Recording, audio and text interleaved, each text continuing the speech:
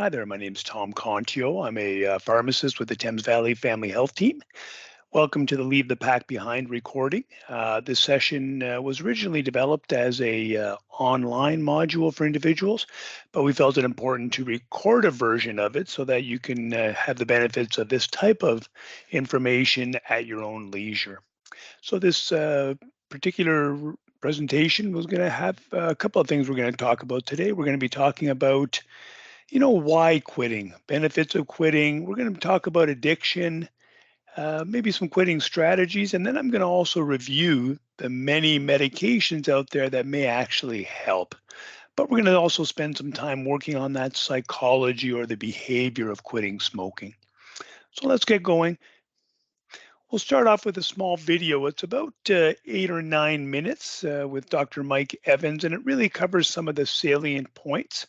So I'll leave you with the video and then we'll come back and discuss more on the other facets. So enjoy.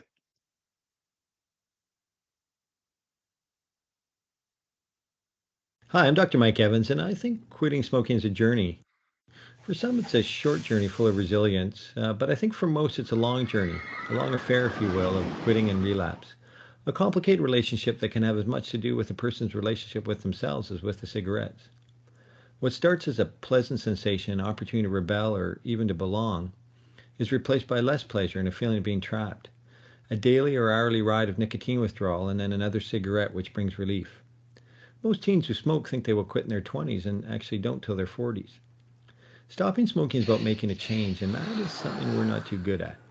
When I think of change, I think of two concepts, where you are at and the mechanics of how we change. So we should start where you are at. When I started medical school, I thought I could take somebody who smoked and convert them into a non-smoker in one fell swoop. Now I see it differently. I focus on where the person is at. You may be in what we call pre-contemplation, where you're not really even thinking about change.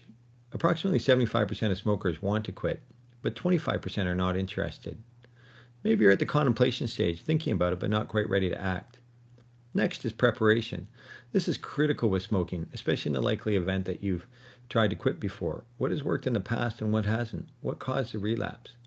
Maybe you're at the action stage. This is when you're ready to make your move.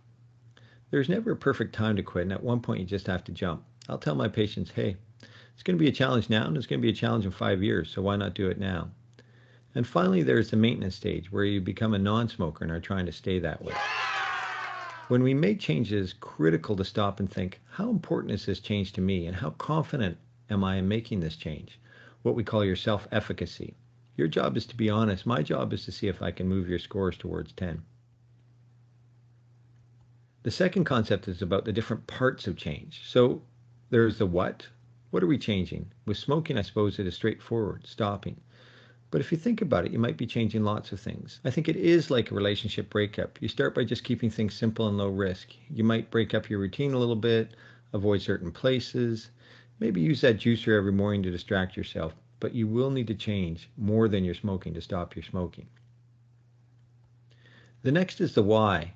Why change? I feel like I could do a 10-minute video just on all the medical reasons why not to smoke, and they are legion, but I'm going to spare you. Partly because you already know, partly because you don't need any more guilt, and partly because in clinic I actually spend more time asking people what they like about smoking. Which sounds funny, but I think we have to recognize there are positives, or at least perceived positives, and I think it's important to reframe these perceptions if we are to make a change. So let's run through a few of the common ones. Cigarettes are my friend. They de-stress me. They relax me. I'm not going to deny that you may feel a sense of relief and satisfaction when you have a cigarette, but I see it a bit differently. You have a nicotine addiction. The nicotine in tobacco is highly addictive. Within a few seconds of inhaling, it travels to your brain, causing you to have a temporary high. Over time, your brain changes, causing you to smoke more to get the same effect. We rate your addiction to nicotine with a few simple questions. Do you smoke more than 15 cigarettes a day, or smoke within 30 minutes of getting up in the morning? Do you find it difficult to go more than 4 hours without a smoke? The power of nicotine comes from the repeated small doses you give yourself when you smoke. It may seem innocent at first, but if you take 15 puffs from a cigarette and smoke, say, 20 cigarettes a day, that's 300 drug doses a day. You think smoking relieves your stress or is satisfying, but it actually isn't. The cigarette is just making your nicotine addiction go away. Smoking doesn't make your concentration better. It just calms your nicotine receptors' cry for more. Smoking makes your heart beat faster, increases blood pressure and breathing. These are all symptoms of stress, not stress reduction. Let me repeat that. The cigarette just reduces your nicotine stress, not your real stress. I've got a lot of trigger times. Coffee, sex, meals, certain people, break times, telephone calls, the car. There are a lot of triggers you're going to have to prepare for. You got to change your coffee routine, plan something to do right after meals, throw out your car ashtray. I have no advice on sex, but make a plan for breaks or the telephone with lots of distractions. Know that when you have a hunger or caffeine or other types of pangs, you also have a nicotine pang that needs to be satisfied. You have associated these, but they're actually separate. Alcohol and parties double the risk as you have the association, plus you're imbibing something that tends to lower your resolve. I want something in my hand. Yes, you are making maybe 300 hand motions a day. You may need to replace this by chewing gum or chewing on a straw or a cinnamon stick or playing on your cell phone to keep your hands busy to replace this daily habit. I will gain weight. Yes, you might, but I think this is actually more marketing than reality, what I call the Virginia Slims effect. On average, people who quit gain about 2.5 kilograms or 5 pounds. So two thoughts on this. Firstly, if this is a concern for you, you might want to focus on strategies that affect calories in and calories out, such as your new daily routines might focus on walking, a special emphasis on being mindful of emotional eating, or that your hand-mouth routine includes carrots or celery sticks. My second point is about perspective. A possible 5 pounds may be important from a vanity perspective, but from my doctor perspective, the health return is spectacularly higher when you stop smoking. Remember, we said smoking was a relationship. Part of the healing of stopping a damaging relationship is starting new healthy relationships. So now is the time to start a deeper relationship with your bicycle or salads or walking or gardening or your supportive friends. Next is the how. What are the skills required to change? How do I change with the emphasis on I? So what works? Well, let's start with willpower. It's a strange word. On the one hand, it permeates behavior change and all the interventions we talk about. It's also a word I don't love as people see it as black and white. If a person succeeds, they have willpower, and if they fail, they have no willpower. The science of willpower in smoking gives a mixed message. Approximately 5% of smokers who try to quit cold turkey achieve prolonged abstinence for 6 to 12 months, with most relapsing in the first 8 days of attempting to quit. On the other hand, most people who quit do so unassisted. Maybe 2/3 to 3/4 of people do so by themselves. Reconciling these two stats reveal the natural history of smoking cessation, that, quote, failures are part of this process and can be seen as dress rehearsals for the eventual success. Another key pearl here is the data which tells us that our perception of the quitting smoking experience is often much darker than reality. In a British study of people who were surveyed about their quit experience, 53% said that it was not at all difficult to stop. 27% said it was fairly difficult, and the remainder found it very difficult. So to summarize, you can do it by yourself, and it may be less difficult than you think. On the other hand, it looks like your chances are better if you layer on some other tactics. So if you fail, try again and think about adding another strategy. Some say there are two types of cigarettes, those that are dealing with your nicotine addiction and those that have become part of a routine. So let's see what works for both these types of cigarettes.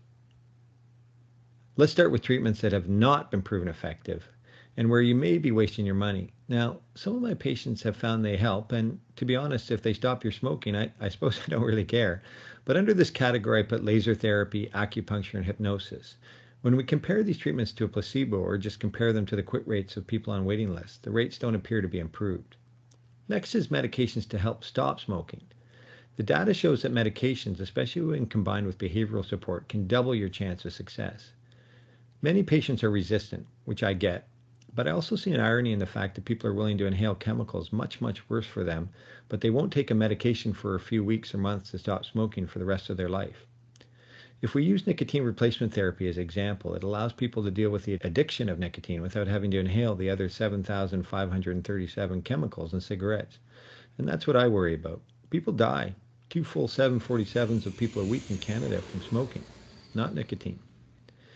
Nicotine replacement therapy comes in multiple forms, and there is usually less nicotine than what you get in a cigarette. You can put on a patch, which is easy and discreet. You can chew gum, although in a different way than you usually chew gum. You can suck on a lozenge, or you can use an inhaler. The patch gives you a nice baseline nicotine level to lower your cravings. The latter three offer the advantage of flexible dosing when you have a nicotine craving and a familiar routine of opening packages and putting something in your mouth. Important things people need to know about nicotine replacement therapy are, firstly, you can design your own nicotine program. You do not need a prescription. Prefer the patch and then the gum or lozenge or inhaler for breakthrough cravings? Great. Maybe you smoke under 10 cigarettes a day and just want to use the gum when you need it. Your pharmacist can really help here. People get a bit confused with the cost. NRT is generally cheaper than smoking, but you might be buying a month at once. Money-wise, of course, it's a no-brainer. A pack a day is maybe $3,600 a year. Imagine what you would do with that money. Imagine what you would do with 10 years of that savings. Secondly, with nicotine replacement, you can stop cold turkey or you can wean down your smoking. Taking nicotine and smoking together does not increase your risk of heart attacks. Smoking does. You probably started smoking gradually, and I guess the same can be true of stopping. If you feel you need another month of NRT, then that's fine. I'm not going to go into details of pills for smoking cessation, but I will give you a quick overview of the two most known ones. The first is Zyban or bupropion. It started just as an antidepressant, and then users found their desire for smoking dropped and they were able to quit more easily. Champix or Chantix in the US is varenicline, and it is a newer option that may be even more effective, but also has some side effects that may make it not for everyone. You can discuss these options with your doctor or other healthcare provider as the counseling needs to be individualized. The final approach is the behavioral interventions. I covered some of this ground, but I don't think people realize how many fantastic resources are out there for them. Governments make a lot of money from people who smoke, and they funnel into superb programs. You want a text message, a supportive email, you want expert counseling, want to be connected with other people going through the same thing or who have just been there. Or maybe you just want to talk to someone. Go online, call the helpline, buy the book, get the message. In the first months following quitting, I want you to prepare for the roadblocks of risk and stress. So avoid high-risk situations. You know what they are. You might want to tell the people involved in advance. And I want you to focus on stress reduction. Stressful things are going to happen to you, but you create the stress. Tell people, hey, I'm quitting smoking this month, so what's the least stressful strategy that works? I also get people to think about the 3 A's. Avoid situations you know are stressful for you. Alter expectations. So when you look at your to-do list, be realistic. Manage expectations up front before it's stressful. And the final A is acceptance. If we use driving as an example, traffic jams, bad drivers, and flat tires happen. Take a deep breath, focus on what you can control, and accept what you can't. Now, let's say you quit smoking. That's excellent. You've broken up. So what now? Well, first of all, you're great. Secondly, there's going to be some ups and downs, more ups, especially after you get through the first months. But some of the things to expect with nicotine withdrawal are cravings, and these don't follow a perfect line. Headaches, nervousness, irritability, trouble sleeping, and you may want to eat more, so have some healthy foods ready. And also people tend to have more of a cough as their lungs self-clean. Finally, the Japanese have a proverb that success is falling down 7 times and getting up 8 times. If you get derailed, don't feel guilty. As I said at the beginning, this is a journey. Come back and see us. This is the best thing I can do for you. Don't learn helplessness. Learn about yourself and get ready for the next round. And thanks for listening.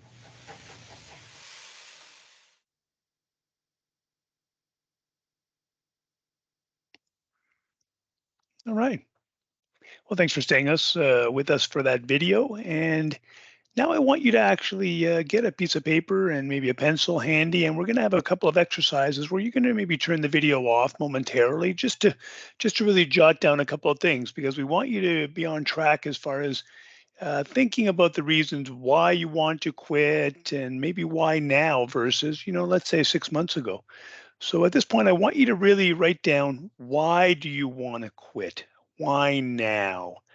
And try to think of this. If these things that you write down were not happening, would you still be looking to quit today? And that sometimes helps you identify the real reasons why you want to quit. So go ahead and turn that off right now, and then you can come back to it after you've jotted down the reasons why you're wanting to quit at this moment.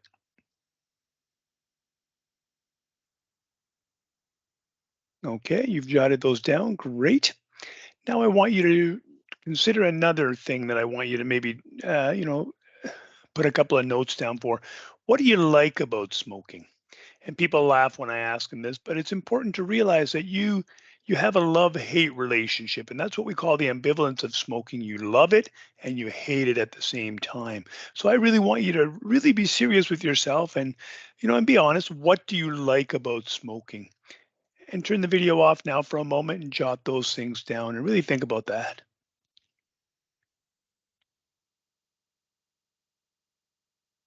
And you guessed it, we're also going to be doing this exercise is what do you not like or what do you hate about smoking? And that's an important feature as well. So go ahead and turn that video off now and just take a moment or two to really write down what do you hate about smoking at the present time.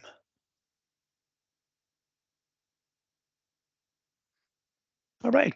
Well, welcome back. So we're going to keep those in mind as we kind of go along, and those are going to be helpful as as maybe you do a quit attempt, and and things kind of get tough. It's always good to kind of look back at those things and really remind yourself of the reason. So again, this slide covers some of the benefits of quitting smoking, and some of that was covered in the video as well. But it's important to review. We do know that the nicotine itself is actually causing a lot of issues with raised blood pressure, and the ingredients within the cigarette are actually decreasing the amount of oxygen you have available. So by quitting, you will be able to lower blood pressure very, very quickly. You're also going to be decreasing the chance of having breathing problems, and also you're going to be, decreasing the effect of having constant forms of nicotine in the brain. So those habits eventually, or those urges, will kind of go along. People are always asking about how quickly their lungs will recover, and we do see differences in the lung function and improvements in the lung function relatively quickly, but we're looking at months and years for some of those effects to occur. So the benefits of smoking are many. And as smokers, I think you realize that they're there, but they're often outweighed by the fact that you may enjoy smoking and that it's a big part of your day. And that's become routine. So let's talk a little bit more about that.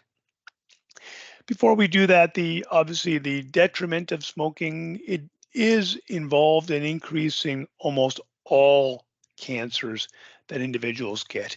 As smokers, I'm sure you're aware of this fact, and it's not lost on individuals, but it often doesn't outweigh the fact that they're still smoking, and we understand that.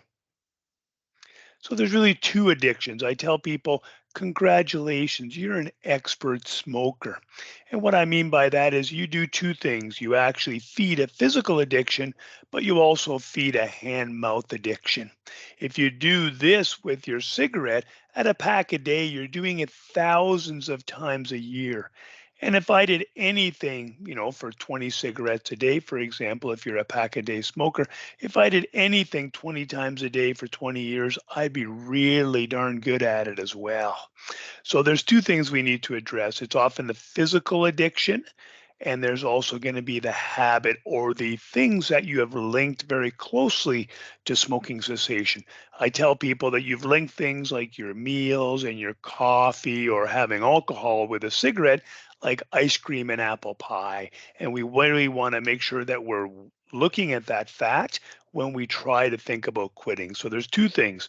The medications we may suggest later on will help with the physical dependence, and we have great ways to control that. And then your job as a person looking to quit smoking is to really develop the non smoking behavior. In essence, you're adding a part time job to your life to become an expert non smoker.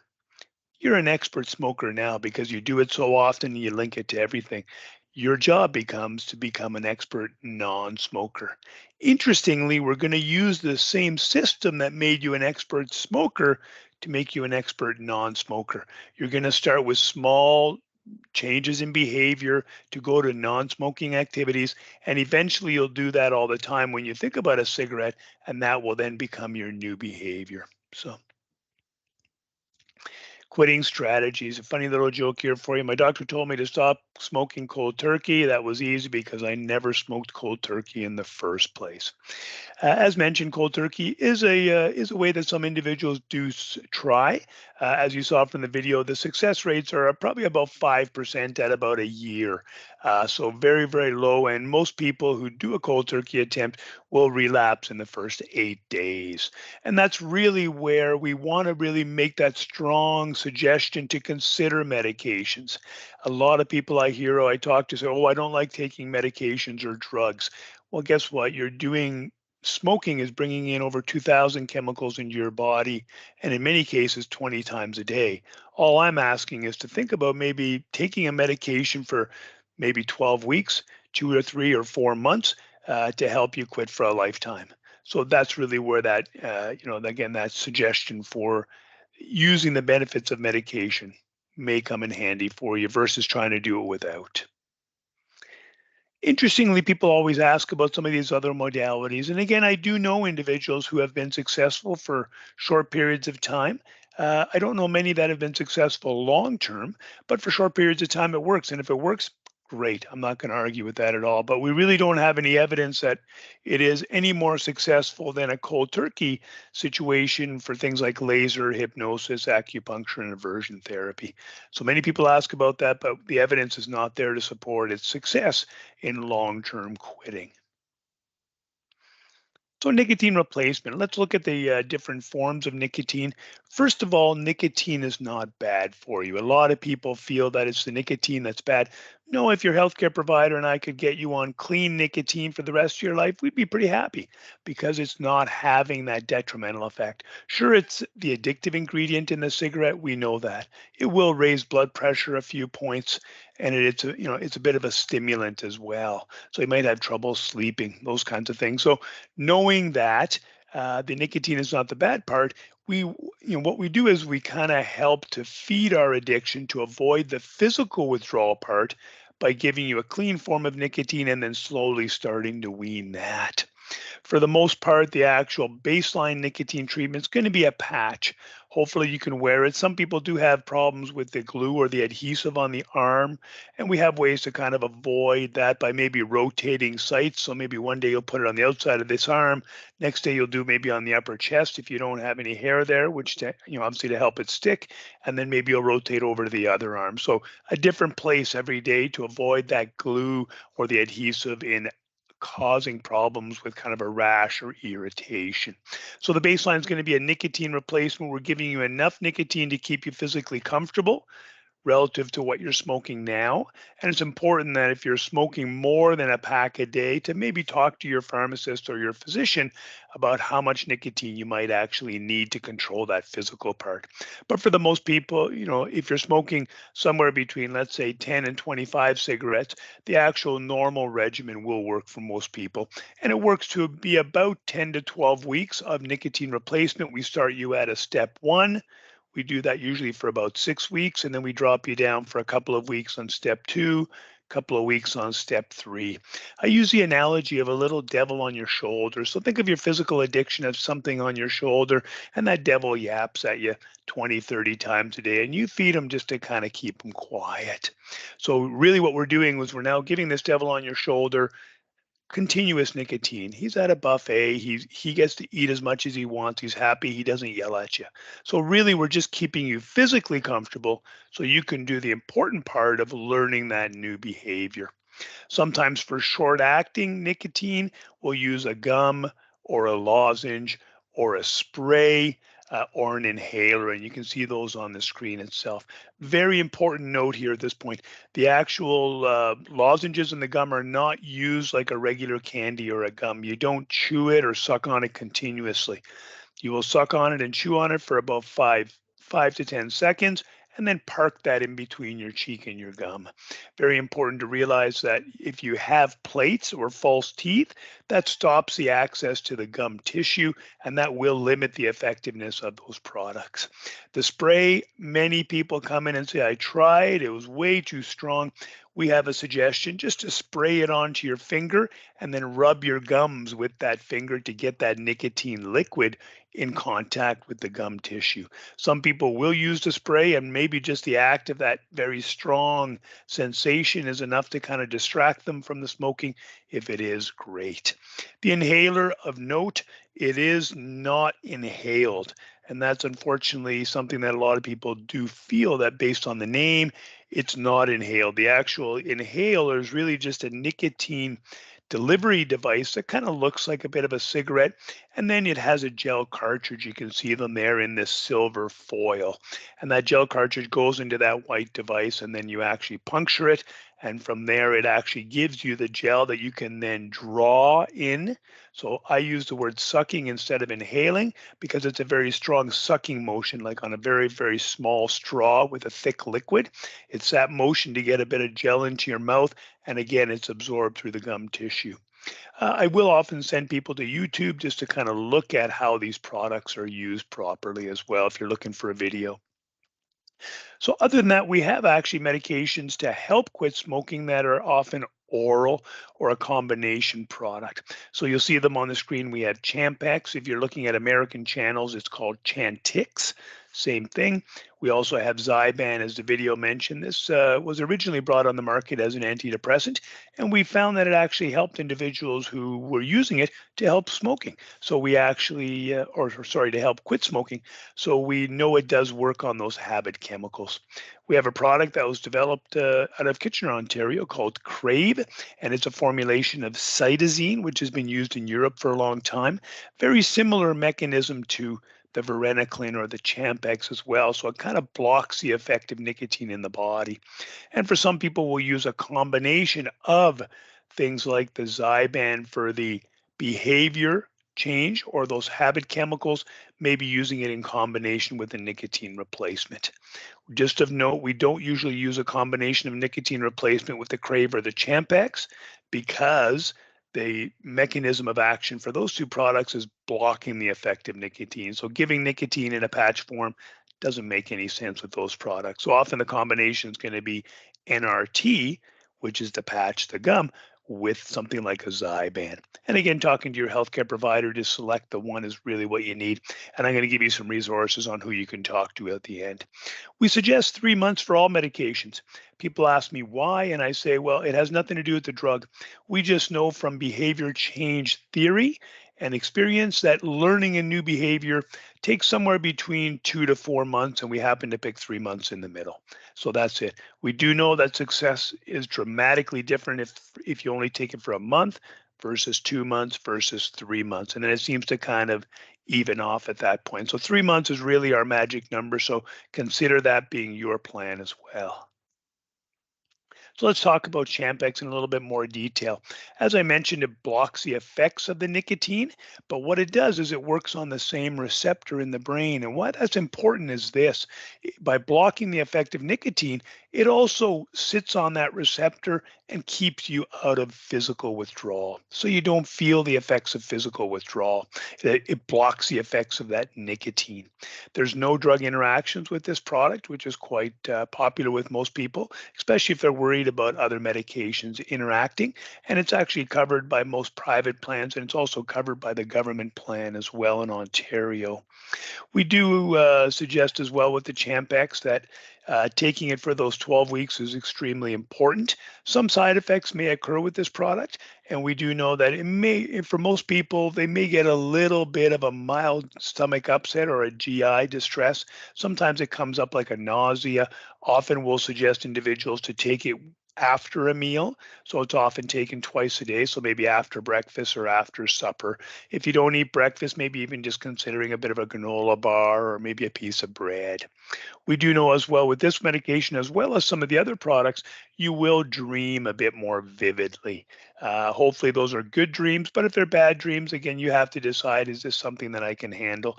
Usually, I tell people whatever happens in the first week is pretty well what you're going to see for the next 12. And again, most people do perfectly fine, but there are some individuals who are a bit more sensitive and they just find the dreams bothersome, and that may limit their ability to take the medication. Zyban. So again, it reduces the cravings related to smoking. So I think I like to explain it of is it works on the habit chemical itself.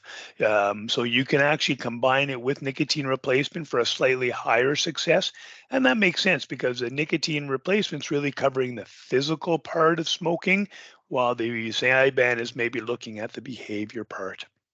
It's important to realize that this medication should probably not be used in individuals who have a history of having seizures or individuals who may have some eating disorders.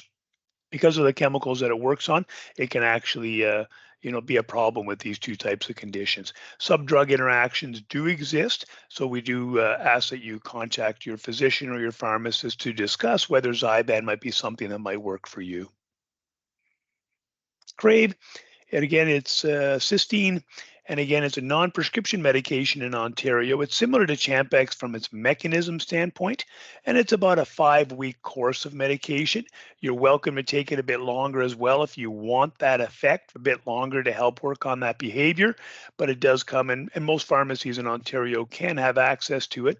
I find that some will carry it, some won't. So again, just call your pharmacy and ask for Crave. So CRAVV, comes packaged in a black bottle, and it's around $60 for a 5-week course.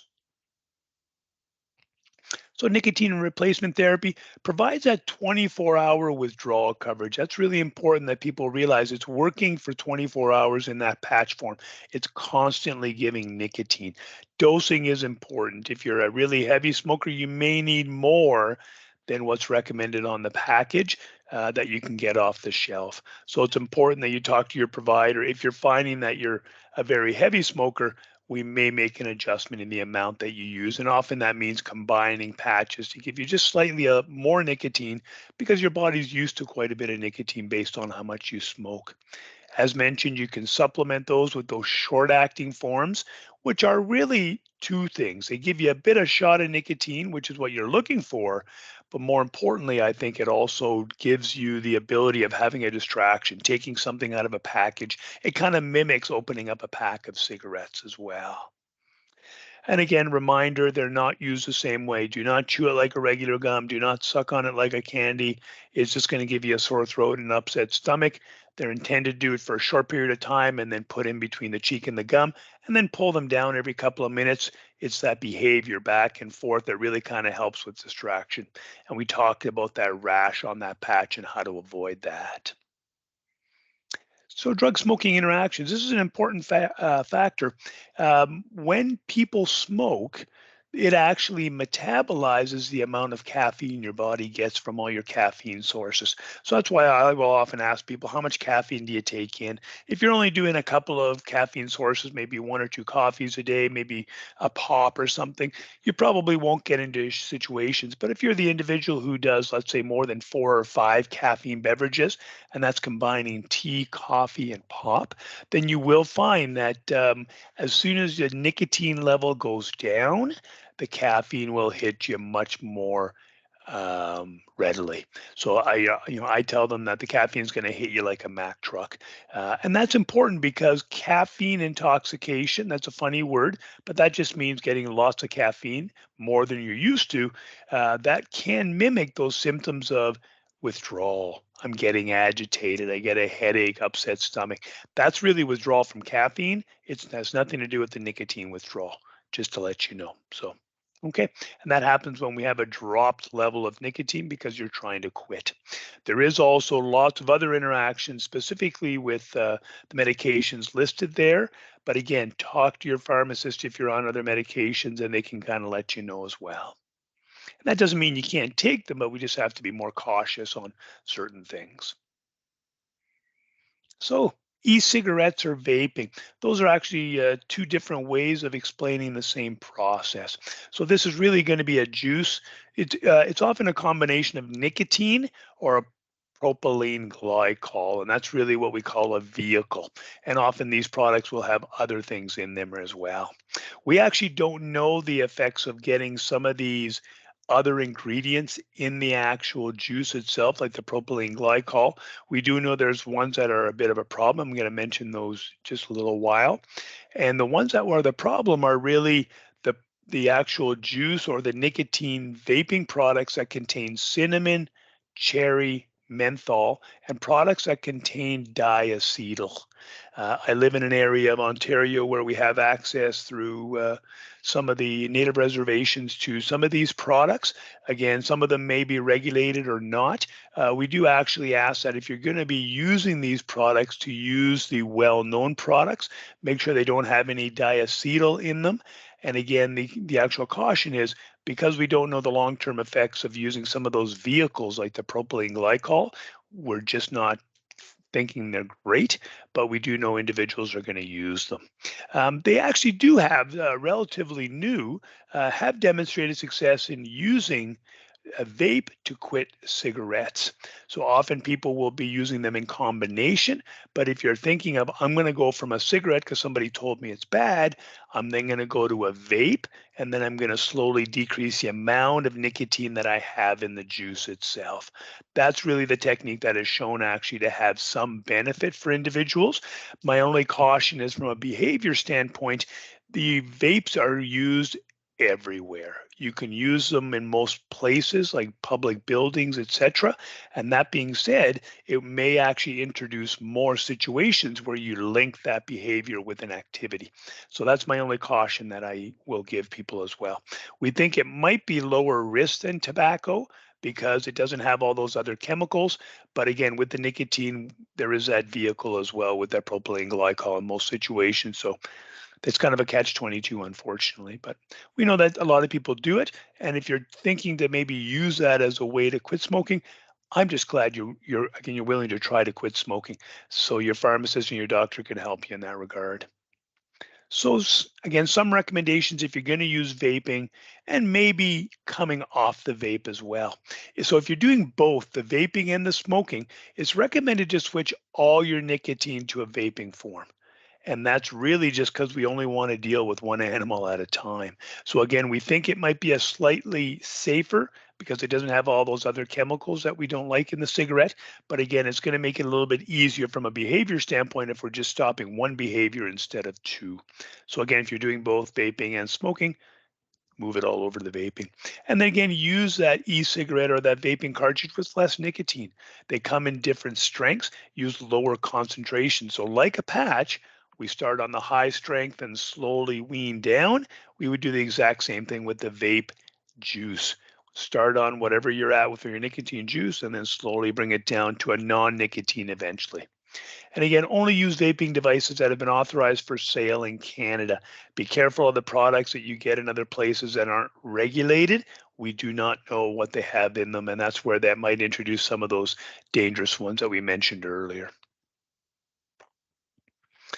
Maybe use similar pharmacotherapy. So it's interesting if people have trouble coming off of a vape juice, we will often use the same thing. We'll use a Champax, a Zyban, the nicotine replacement. And again, really, we're just trying to keep you comfortable because that vape is introducing that physical addiction to nicotine. We're doing the same thing. We're just trying to help you be comfortable physically by using these other prescription products to help. One-on-one counseling with behavior will increase your success rate. That's the same whether you're doing cigarettes or vaping. Talk to somebody, work on the behavior change. Cannabis.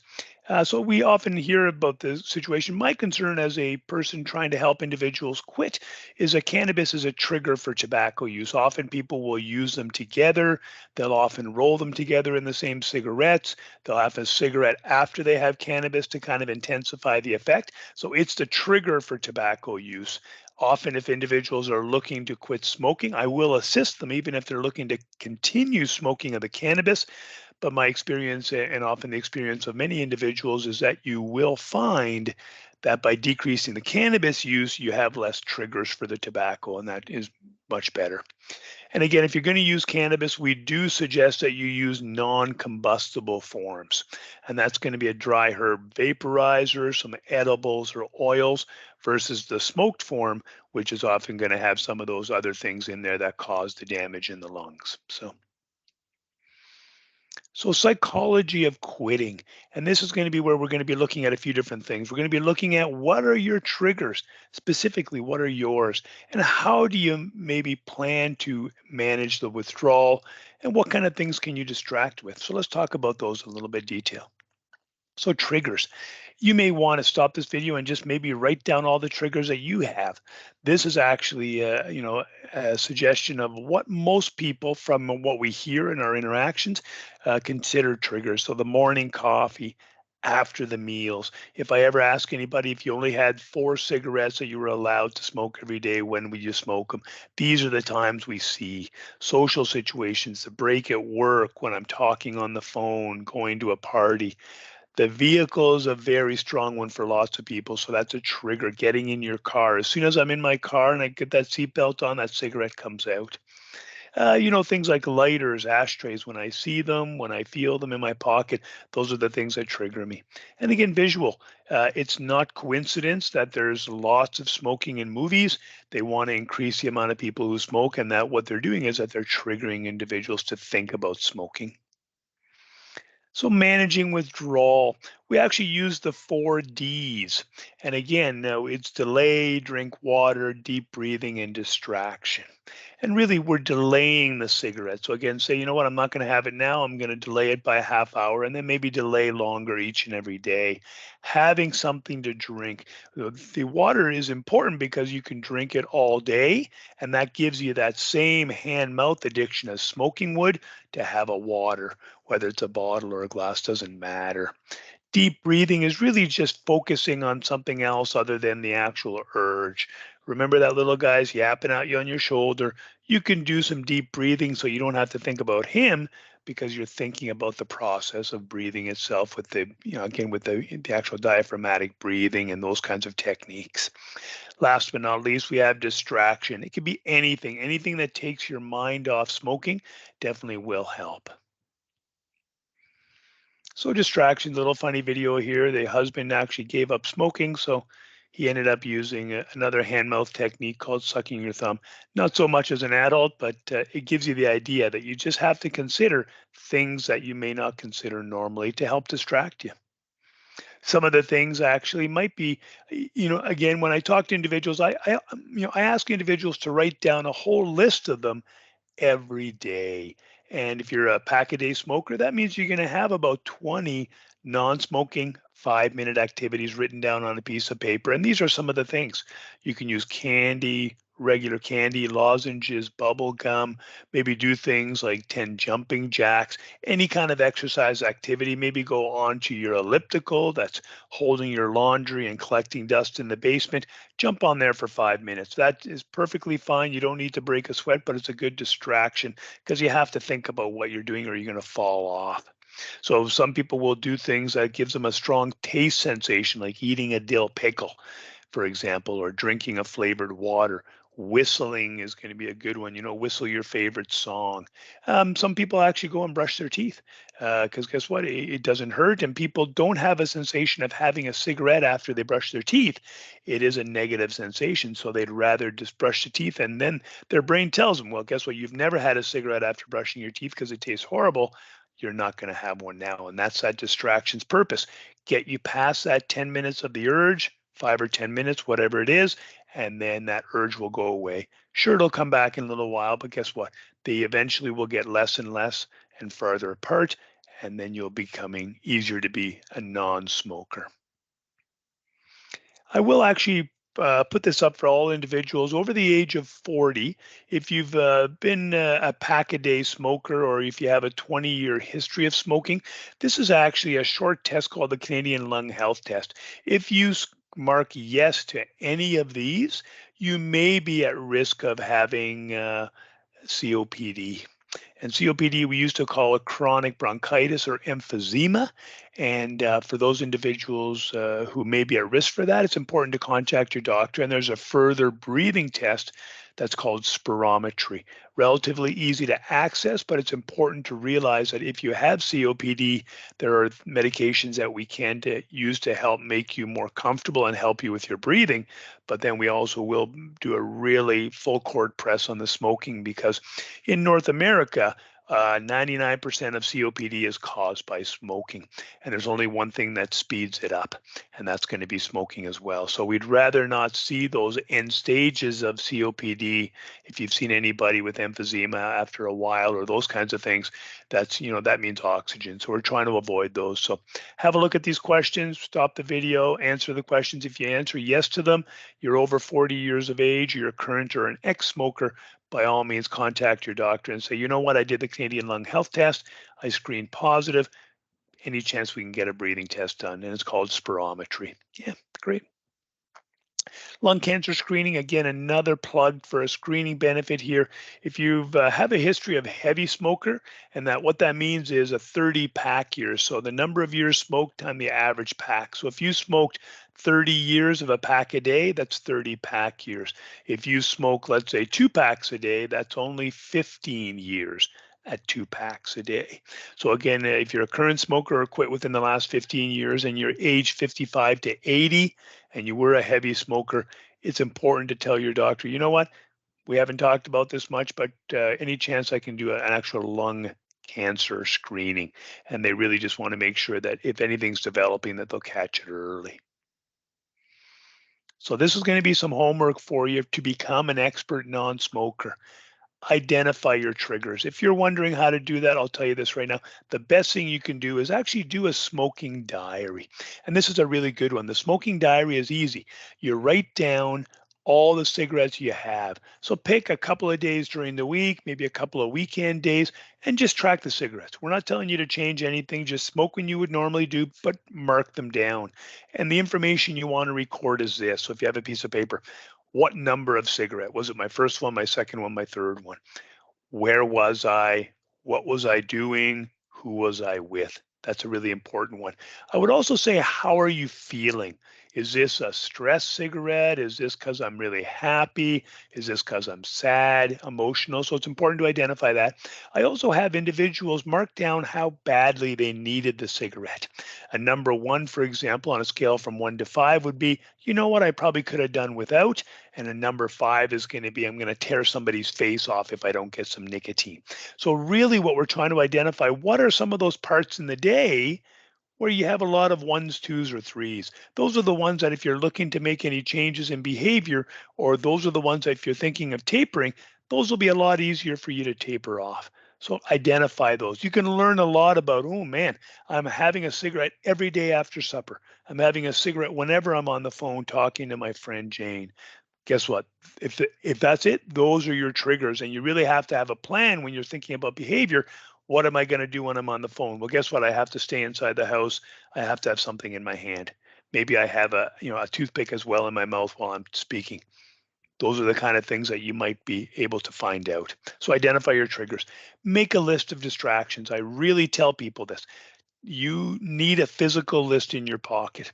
If you're thinking, this little devil on your shoulder, he's really good at yapping at you, he knows all the buttons to press, you will not think clearly in the middle of an urge. You won't, 100%. That's why having the list is important. Have the list, pull it out of your pocket. Oh, yes, that 5 minute activity, go and do it.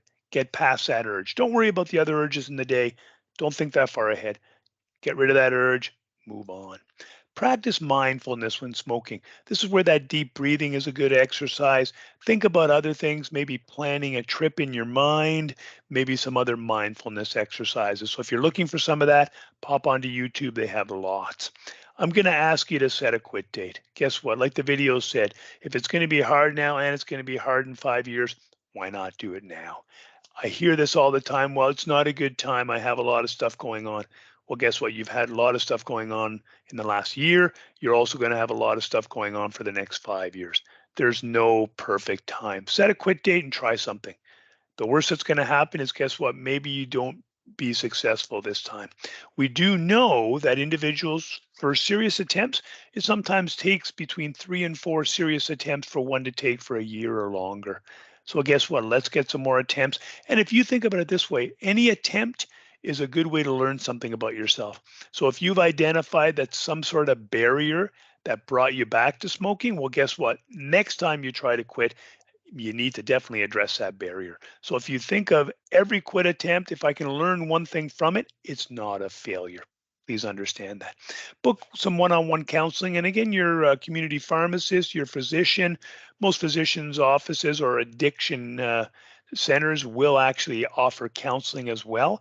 And advice from a clinician will increase your chances of quitting by about 30%. We'll often say it doubles your chance as well. Yeah. So let's talk about counseling options. There's a lot listed right here at this point. I think the one I'm probably going to send most people to is going to be smokershelpline.ca. You see that blue box with that internet address underneath? This is a great resource online. And why it's so good is because they're going to then link you to a lot of other things out there as well. You'll see some of the programs that are listed there, but the Smokers Helpline, I think, is probably the most accessible, probably the most used, and they have access to a lot of different things. They can actually set up for text programs, help educate you a little bit on some of the things that are available online, those kinds of things. So counseling options, look at maybe your addiction services, look at your health unit. If you're part of a family health team, often they'll have counseling available as part of your family health team staff. And again, because we're with the Thames Valley Family Health Team, each of our sites has someone who can help you with the counseling as well. If not, and you're not part of a family health team, by all means, talk to your family doctor or nurse practitioner. They can send you in the right direction. Smokers Helpline have counselors right on the end of the phone. So there's a phone number there or the internet address, smokershelpline.ca. Okay. For anybody within a marginalized population, the queer and trans communities, we have specialized counseling projects, supports for individuals in this category. It's called the Expand Project, and it's www.expandproject.ca. So feel free to access those resources if needed. Phone apps, really big push for this one. I find people love them. It really helps them engage in the process, and it gives them some positive reinforcement as well.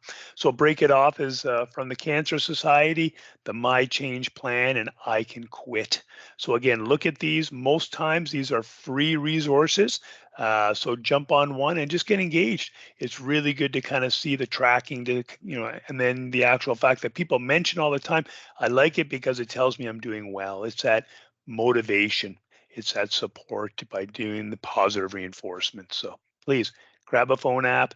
You have a phone, use it to your benefit. Great. So accessing free nicotine replacement. Many programs actually have the access to free nicotine replacement.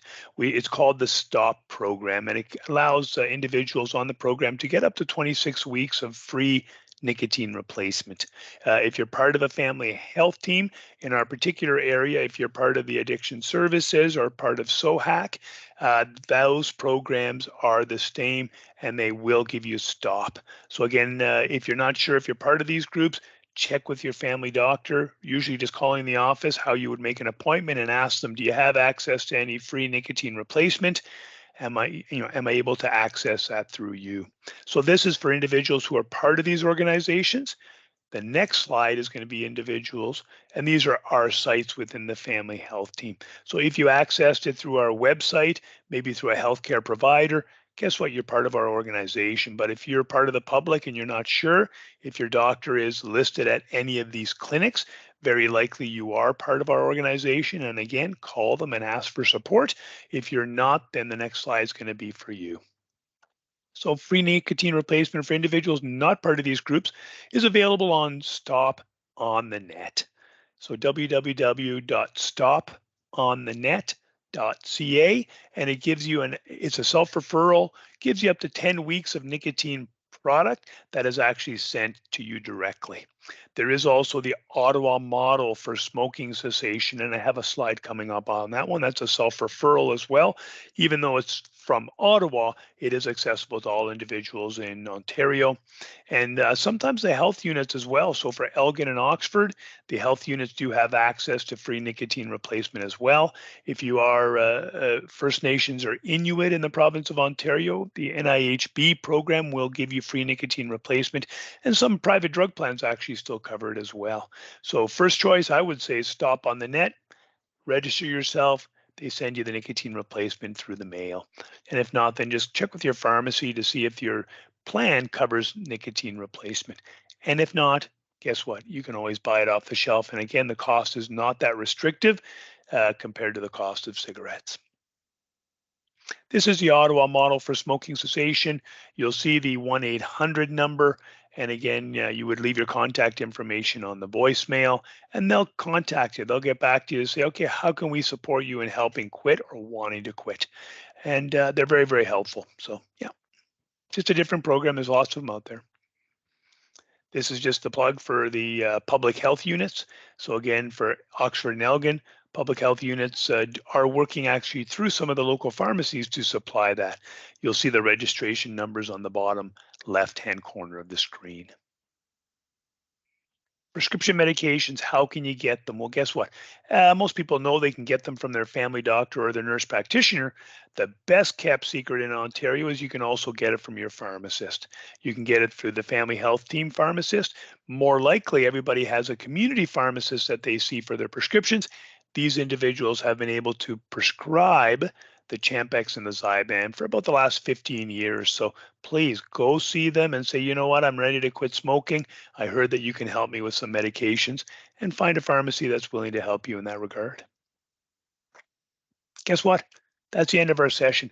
Thank you very much for joining today. I really appreciated your time. I would encourage you, try to quit. Try different things. You have to think outside the box. The biggest advice I give people is, you know what? Change your relationship with cigarettes. You have a very intimate relationship with cigarettes right now. And that intimacy means that you're going to be afraid of saying bye to that cigarette. But again, I tell people the same thing. If you had somebody who put you down every day, would you keep that individual down, with you? And most people answer no. So that's important to realize that the relationship piece is big. And how you change that relationship is, you talk out loud to yourself. You say, hey, you know what, cigarette, we had some good times, but going forward, you're a bad apple. You're going to be the reason I'm not able to maybe see my grandkids, those kinds of things. So guess what? Get some help, get some medication. It really helps your chances of success. Find somebody to help you with the counseling. And thanks for taking the first step.